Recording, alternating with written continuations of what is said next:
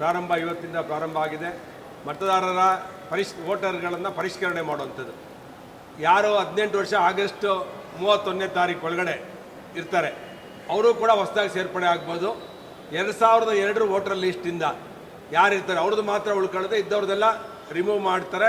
ಆಮೇಲೆ ಇವತ್ತು ಒಂದು ವೋಟರ್ಸ್ನ ಸೇರಿಸೋದಕ್ಕೆ ಮನೆಗೆ ಹೋಗಿ BLOಗಳು ಶಿಕ್ಷಕರನ್ನ ಯಾರನ್ನ ಅಪಾಯಿಂಟ್ ಮಾಡಿದ್ದಾರೆ ಅವರು ಇವತ್ತು ಮನೆಗೆ ಹೋಗಿ ಫಾರ್ಮ್ಸ್ ಕೊಡ್ತಾರೆ.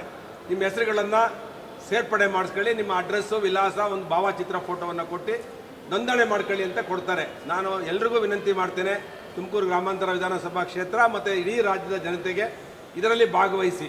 ಇದರಲ್ಲಿ ಏನೋ ಇರೋರು ಓಟ್ನ ತೆಗೆಸ್ಬೇಕು ಅನ್ನೋದು ಕಾಂಗ್ರೆಸ್ನವ್ರು ಅಪಪ್ರಚಾರ ಮಾಡ್ತಾರೆ.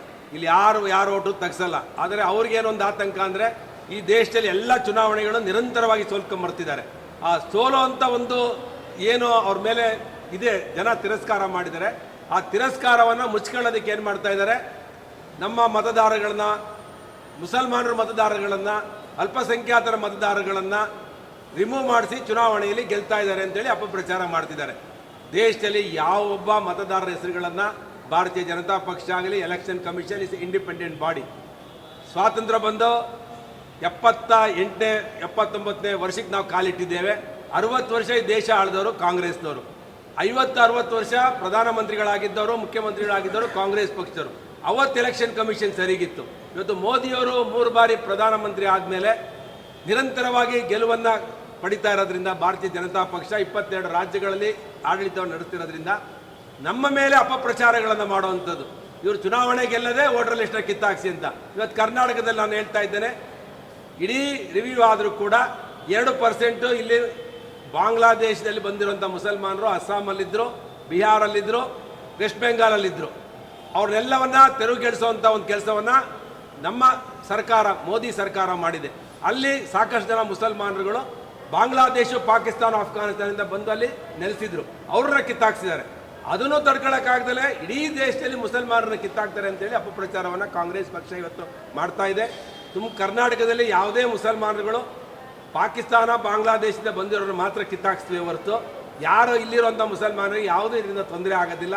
ಇಲ್ಲಿ ಏನಂದರೆ ಮುಸಲ್ಮಾನರು ಒಂದು ಓಟ್ನ 4 ಕಡೆ ಇಟ್ಕೊಂಡಿರ್ತಾರೆ. ಇವತ್ತು ತುಮಕೂರು ಗ್ರಾಮಾಂತರದಲ್ಲಿರೋ ತುಮಕೂರು ನಗರದಲ್ಲೂ ಇರ್ತಾರೆ, ಮೈಸೂರಿನಲ್ಲೂ ಇರ್ತಾರೆ, ಬೇರೆ ಬೇರೆ ಕಡೆ ಇರ್ತಾರೆ. ಒಂದು ಮತದಾರ 4 ಕಡೆ ಇರೋದ್ರೆ ಕಿತ್ತಾಕ್ಸೋಂಥ ಕೆಲಸವನ್ನು ನಾವು ಮಾಡ್ತೇವೆ.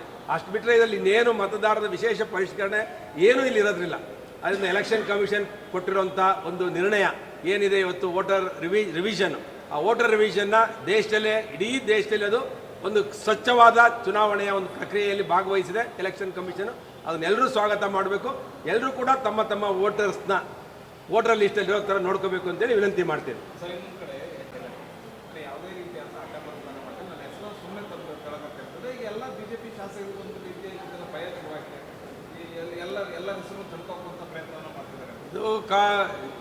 ಇದು ಕಾಂಗ್ರೆಸ್ನವರೇ ಅಪಪ್ರಚಾರವನ್ನು ಪ್ರಾರಂಭ ಮಾಡ್ತಾರೆ. ಯಾರ್ಯಾರಿಗೆ ಅವ್ರಿಗೆ ಆಗಲ್ಲ. ನನ್ನ ಕ್ಷೇತ್ರದಲ್ಲೂ ಕೂಡ ನಾನು ಕ್ರಾಸ್ ವೋಟಿಂಗ್ ಹಾಕಿದೆ ಅಂತೇಳಿ ನಾನು ಆಪೋನೆಂಟಲ್ಲಿ ಸೋತಿರೋಂಥ PA ಅವನ ಅಕೌಂಟ್ ಇದರಲ್ಲಿ ಫೇಸ್ಬುಕ್ಕಲ್ಲಿ ಬರ್ಕೊಂಡಿದ್ದ.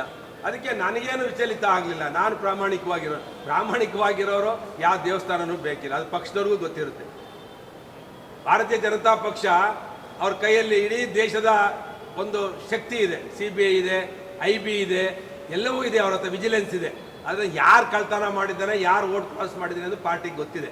ಪಾರ್ಟಿ ಕರೆಕ್ಟ್ ಟೈಮಲ್ಲಿ ಅವನ್ನ ಕಿಕ್ಔಟ್ ಮಾಡುತ್ತೆ. ಪಾರ್ಟಿ ಯಾರನ್ನೂ ಇಲ್ಲಿ ಬಿಡಲ್ಲ. ಪಕ್ಷದ್ರೋಹಿಗಳನ್ನು, ತಾಯಿಗೆ ವಿಶ್ವಾಸ ದ್ರೋಹ ಮಾಡುವಂಥವನ್ನ ಟಿಕೆಟ್ ಪಾರ್ಟಿಯಿಂದ ತಗೊಂಡು ಪಾರ್ಟಿಗೆ ಚೂರಿ ಹಾಕೋವನ್ನ ಎಲ್ಲಿದ್ರೂ ಬಿಡಲ್ಲ ಭಾರತೀಯ ಜನತಾ ಪಕ್ಷ.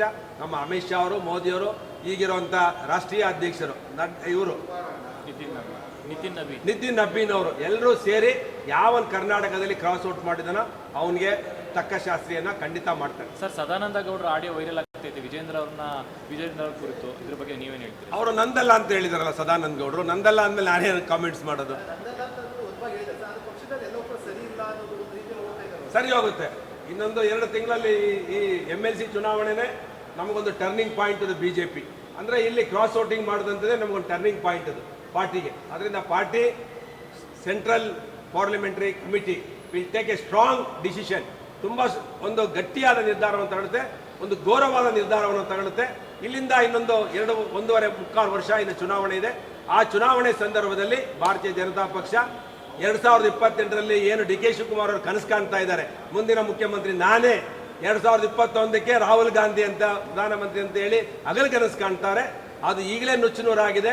ಆ ಹಗಲುಗನಸನ್ನು ಜನರ ಮೈಂಡ್ ಸೆಟ್ ಮಾಡುವಂಥ ಹಗಲುಗನಸಿಗೆ ಭಾರತೀಯ ಜನತಾ ಪಕ್ಷ ಕರ್ನಾಟಕದಲ್ಲಿ 2028ಕ್ಕೆ JDS ಮತ್ತು BJPಯ ಮೈತ್ರಿಯೊಂದಿಗೆ 175 ಸ್ಥಾನವನ್ನು ಭಾರತೀಯ ಜನತಾ ಪಕ್ಷ JDS ಗೆಲ್ಲುತ್ತೆ.